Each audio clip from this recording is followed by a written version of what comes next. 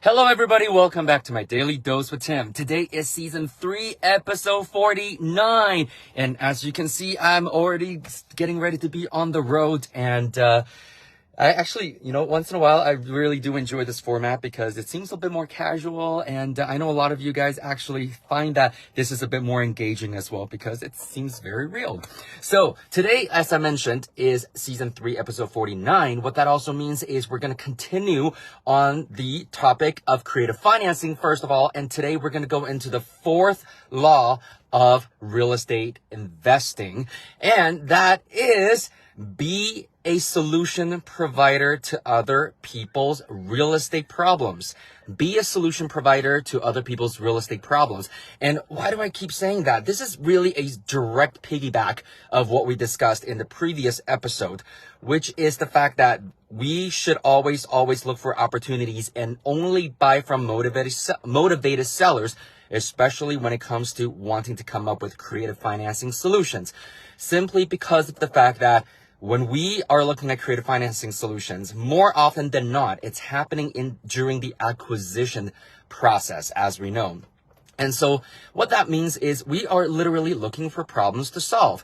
In fact, if you actually have heard the saying from, I believe, almost every single big name in motivational or personal development, in motivations and personal development have mentioned this, which is your income level is directly correlated with the size of the problems that you are looking to solve. So your income level is directly correlated, big words I know, directly correlated to the size of the problems that you solve. And this is why a lot of us enjoy being in real estate investing and providing solutions to other people's real estate problems, simply because of the fact that, once again, when you know how to leverage real estate as an asset class, you can make a lot of money. However, when you don't know real estate or don't understand how money truly works, you can actually lose a lot of money very quickly as well. And so on that note, here's really the emphasis, is the fact that one of the things that I really learned early on is to become what one of my mentors called not just a solution provider, a transaction engineer. So what that means is really at every turn, you look for win-win solutions to help you come up with however you can solve some other people's problems. So I'll give you a quick example right now. There was a student that I think I mentioned this in the previous episode as well. So I'll give you some of the numbers now. So they're in a market where it's a bit lower value. And in the last couple of years, this market was actually it went through a pretty turbulent time despite the artificial rises and inflation and all over the last few years. So here are the numbers, because I know some of you probably will fall off the chairs, and sometimes I still do. It's not a market that I am in personally. However, it is a market that does exist. So I worked with a student back in 2015, 2016, and he's been kept up with his real estate investing business. However, unlike most people, real estate investing is not a plan A, meaning they are building real estate portfolios to subsidize their lifestyle and to secure their retirement while still keeping their full-time jobs. And as I keep saying this, I am not one of those people that keep saying that you have to invest full-time. You don't, working at a job is stupid. I won't say that, simply because once you understand how you want to feed into your wheel of wealth, first of all, second of all, how you actually want to secure your entire financial situation, that's completely up to you once you understand how money works and how you want, most importantly, money to work for you. And so, again, for this particular student that I've worked with many, many years ago, we've kept in touch, and that's something that I always do. And ask anybody. I've been in this industry for nearly a decade now. If somebody texts me, if they reach back out to me, I will always respond, and I will always help in any way that I possibly can. Why? Because I know there are people that are still doing that for me, despite the fact that I am 13, 14 years into being a professional investor as well. Now, the point here, though, is that he sent me a text and went, well, I have this opportunity right now, and I'm actually buying the property at, I think it was $85,000. And I also successfully got a loan from the seller I mean, think about it that way. The seller is willing to carry 100% vendor take back, seller financing. And in addition to it, they understand that the property, it probably needs a decent facelift at this point. And so they are willing to extend a $25,000 loan to my student. So for a total of $110,000. The numbers are, I'm going by memory right now. However, the numbers are pretty much ballpark there. And so really my student is taking out a loan of about $110,000. He proposed a 4.9%. So I'm just going to round it up to 5% interest. Okay, over 7 years with a balloon payment. And so my question back right off the bat is, first of all, are they free and clear? Second of all, how much money does it actually take to bring it back up to fair market value? Third of all, what is fair market value? Fourth of all, how much did the sellers actually pay for this property before?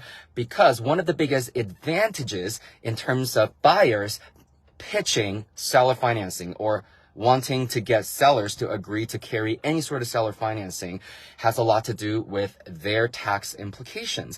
And one of the biggest tax implications right here in Canada is capital gain. Unlike in the US, there is something called the 1031 exchange tax code where you can actually defer capital gain. In Canada, that does not exist yet. One can hope and one can pray.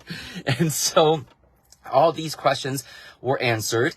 And then what I realized is that the sellers actually are selling at a loss on paper because they actually bought it years and years ago for about $137,000. Yes, this market exists. You can buy something for below $100,000 with a fair market value at about $130,000, and they bought it 10, 15 years ago for even more than that money. So what is that telling you? The market is actually going down. But then again, remember, I keep saying this. This is why I'm so passionate about creative financing, about financial education, because it ain't just about real estate. Okay. The market's going to do what it's going to do. However, if you learn how money works, you can make money. It doesn't matter if the market's going up, going down, or going sideways. And this is one of the biggest lessons that I've learned.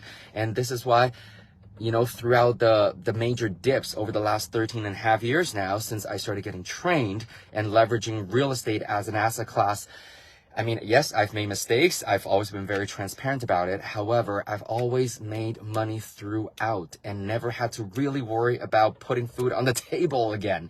And so coming back here, basically presented another concept with my students so that he can actually chew on it, digest it, had any questions. However, his response back is the plan is brilliant. Why? Simply because of the fact that based on what the students was actually proposing, I counter-proposed that the final purchase price actually is not going to be what he wanted to do.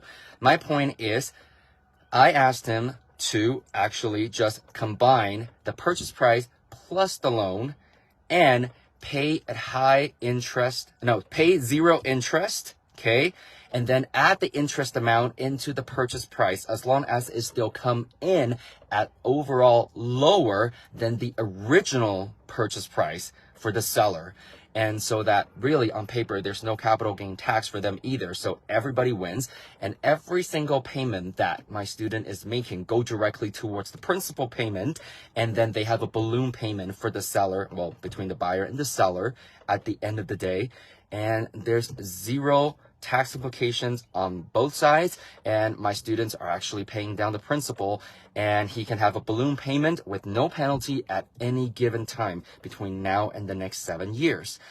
And so when you start to really think about how that deal is structured, you can see that this is, again, beyond just what people think creative financing is, because in my opinion, this is literally learning how money works and leveraging real estate and understanding tax rules and tax laws.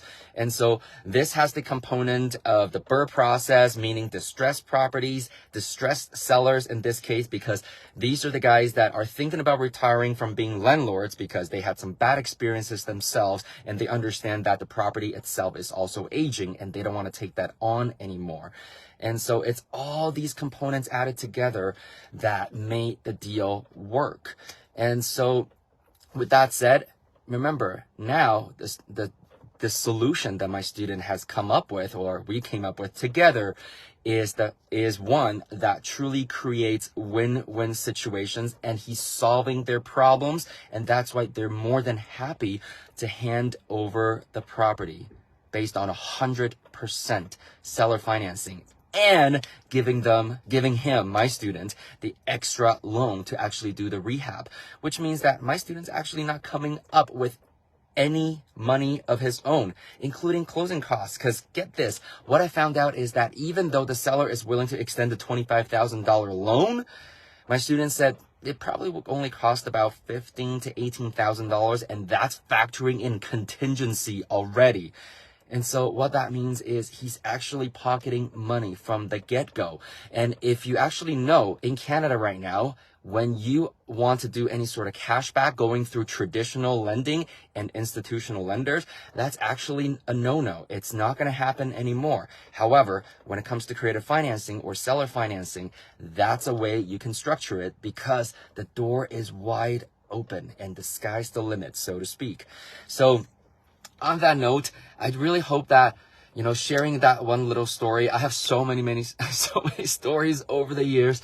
However, this is really the most recent one. Literally just happened about 6 days ago, I think last weekend. And so I wanted to really just remind everybody to combine today's episode with the previous episode. At every single turn, we are looking to solve other people's real estate problems. And the previous episode basically says that we shall always buy from motivated sellers. So in this particular case, in the story that I shared with you, I hope that you can see that the sellers are motivated. And as a result, we were able to create win-win scenarios. So with that said, I'm going to be finishing up the 5 laws of real estate investing with the next episode tomorrow. And after that, I'm going to start to go into a few different instruments and ways of creative financing. So again, stay tuned and stick around. And I appreciate you following, commenting, engaging, DMing me with questions, with encouragement, with thank you notes. I really, really, truly appreciate it. And on that note, enjoy the rest of your day and live well, everybody.